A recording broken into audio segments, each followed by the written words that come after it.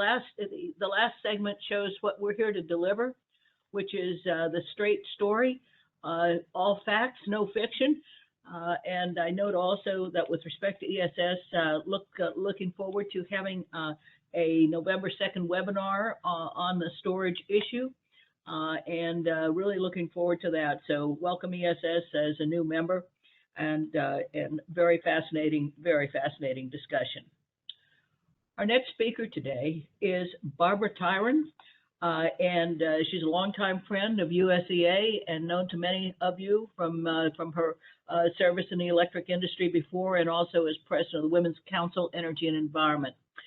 Right now, we're going to hear from Barbara vis-a-vis as her new role as director of the Macro Grid Initiative at ACORE. As many of you know, Barbara has also worked with us directly at USEA for the past year. Her professional background and expertise have been fantastic aid to us. The Macro Grid Initiative is a fascinating new program at ACORE, and I can't wait to hear more about it. So Barbara, it's great to have you, and please take it away and walk us through what's going on in the Macro Grid Initiative. Thank you so much. Thank you, Sheila. I appreciate your very kind introduction, and it's a true pleasure to be here with you at USEA. Good morning, everyone. I am Barbara Tyran, the director of the Macro Grid Initiative at the American Council on Renewable Energy, known as ACORE, and it's just an absolute delight to be here at the Energy Supply Forum. I want to thank again Sheila and the entire USEA team for the invitation to speak about ACORE with all of you today. For anyone who may not be familiar with ACORE, it is a 501c3 national nonprofit that unites finance, policy, and technology to provide collaborative advocacy for renewable energy. Founded in 2001, ACORE accomplishes much of its work by convening key stakeholders and facilitating partnerships and educating senior officials on important policies. In addition, it publishes research and analysis on key issues and conducts strategic outreach on renewable energy. ACORE members are today responsible for over 2/3 of annual U.S. renewable energy capacity growth. And interestingly, renewable energy is now 21% of our total U.S. electric generation mix. As Sheila indicated, I'm going to speak today about one of ACORE's newer endeavors, the Macro Grid Initiative, or MGI as it's sometimes called, which was begun just last year in 2020. The Macro Grid Initiative, MGI, is a joint effort of ACORE and also Americans for a Clean Energy Grid, ACEG, which the initiative seeks to expand and upgrade the nation's transmission network to deliver jobs, economic development, a cleaner environment, and lower costs for consumers.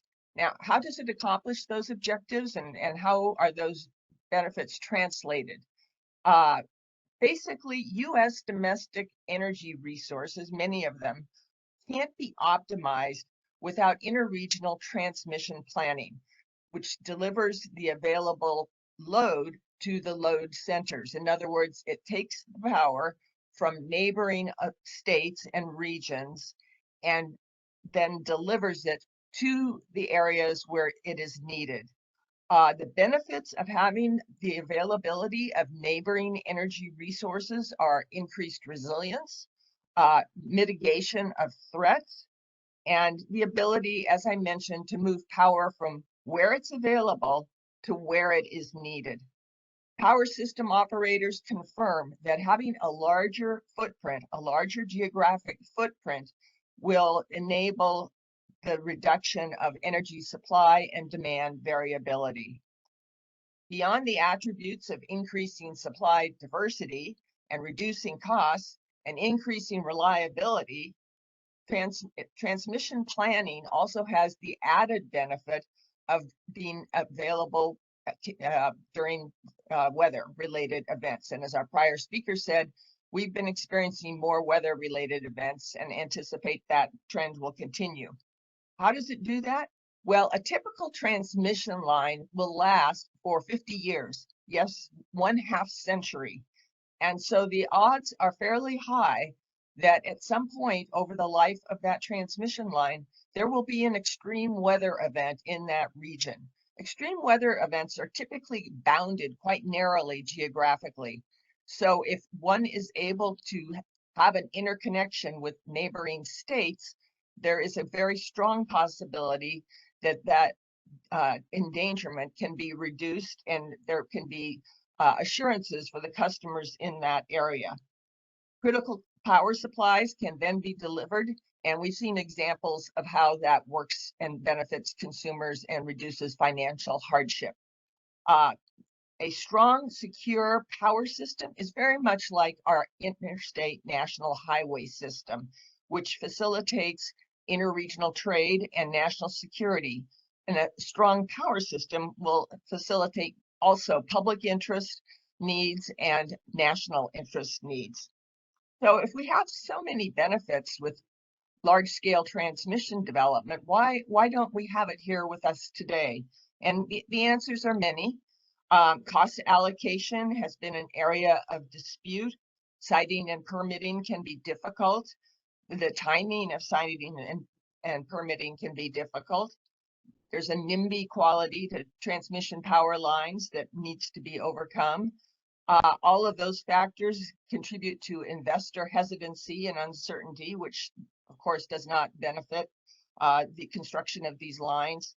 And finally, because of all those factors, often what is done is that incremental line replacement occurs on a single one-by-one basis, as opposed to thinking about these issues comprehensively and holistically. In fact, if we did think about transmission planning comprehensively and holistically, it would actually reduce the costs thanks to economies of scale and broader thinking. So are there possibilities of this actually occurring, this broader approach? Yes, because this is an exciting time in transmission. We have legislation moving through Congress right now that may be able to impact transmission. And we also have FERC with an advance notice of proposed rulemaking on transmission. And I'm very, very pleased to say that there were over 24 organizations that signed onto a joint statement on transmission that was produced by the Macrogrid Initiative. The diversity of these organizations, these over 24 organizations, underscore the importance of large-scale transmission today. And the statement that they signed commended FERC for its creation of this federal-state joint task force on transmission. There are other indications today of support for large-scale transmission. For example, there are 28 organizations that are currently supporters of the MGI vision statement, which brings about language that talks about the benefits of economic development, more jobs, a cleaner environment, and more affordable consumer costs. So how does all this get accomplished? Well, we know that in the 15 states between the Mississippi River and the Rocky Mountains, that we have 88% of our U.S. wind energy potential. We also have 56% of our solar energy potential. The reality is that in those 15 states, only 30% of the energy demand in this country will exist by 2050.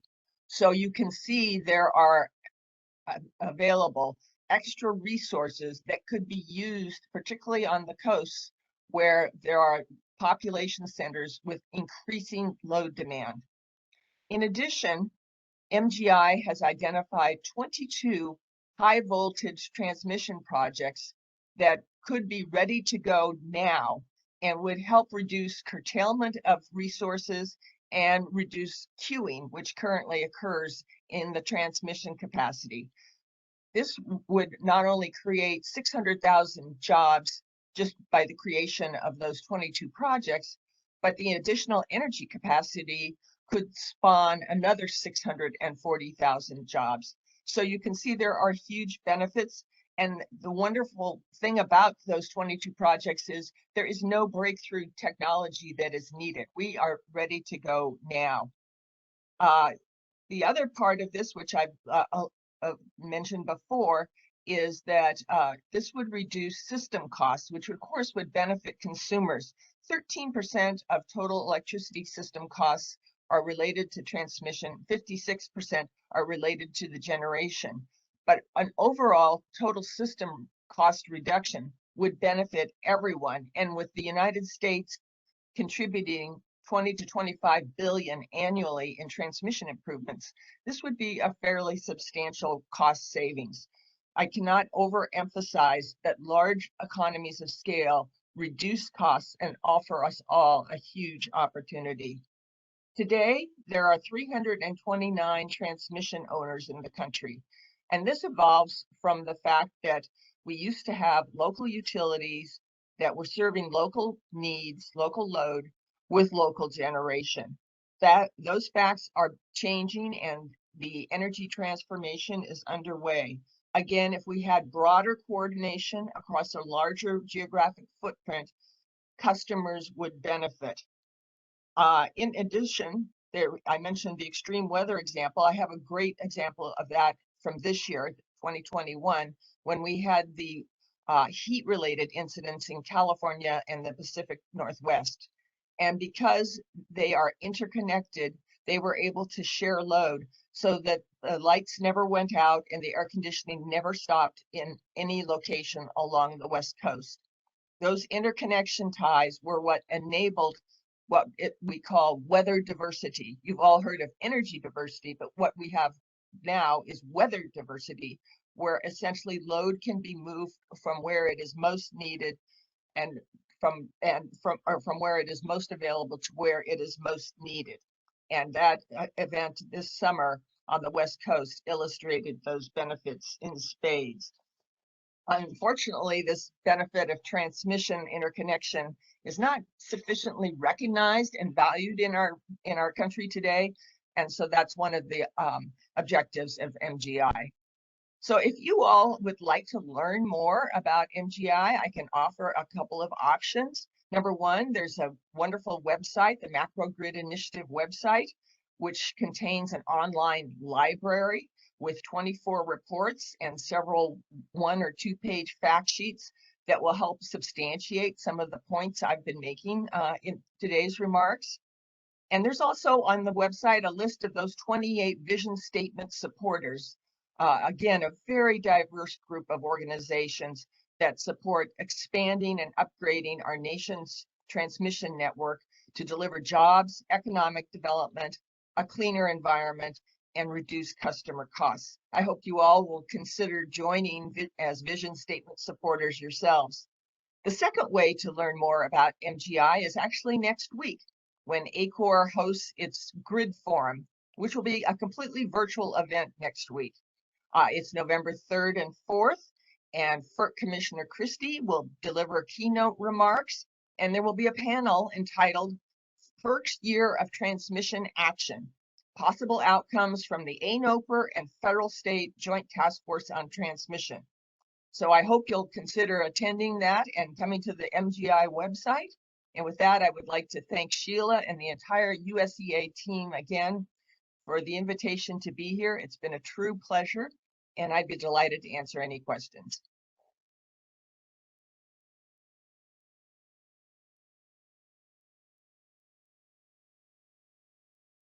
Thank you, Barbara. We're working on getting the video back up. But Barbara, just as you see the evolution of transmission and of the storage factor, what role can USEA play? How can we help support this initiative, which obviously is a valid and important initiative? We want to keep this issue front and center based on what transpired over the past, particularly what has transpired over the last several months and the intensity of the pressure on the grid. How can the industry come together and support this initiative so that the stress and worry and the extreme cost and extreme inconvenience and extreme danger of grid outages can be avoided? Great question, Sheila. Thank you very much. And of course, today illustrates a perfect example of where your organization, USEA and ACORE, can collaborate and work together to elevate awareness of the benefits of transmission, to bring together interested stakeholders and help inform this dialogue such as we're having today. Of course, I would be delighted to return again and bring colleagues to speak at one of your USEA events about transmission and its benefits. You are absolutely correct, as you know from your own leadership experience at FERC, why these issues have been going on for decades. But this is a particularly exciting time to be working in this arena because, as I mentioned, we do have congressional attention devoted to it. There's a possible investment tax credit and possible grants in the infrastructure and reconciliation packages moving through Congress now. We do have FERC's attention on this issue. And we even saw President Biden talking about transmission at last Thursday's town hall. So it is up on the public visibility and radar screen. And it's an exciting time to collaborate together, USEA and ACORE, to bring this home after so many years of discussion. And I look forward to that collaboration with you. And vice versa, Barbara. Would love to hear also when the opportunity presents itself, the role that Canada plays. Absolutely. And as you know, we're all interconnected there. And Canada has, of course, provided critical power supplies into this country. And we value tremendously that relationship that we have between our two countries and the shared grid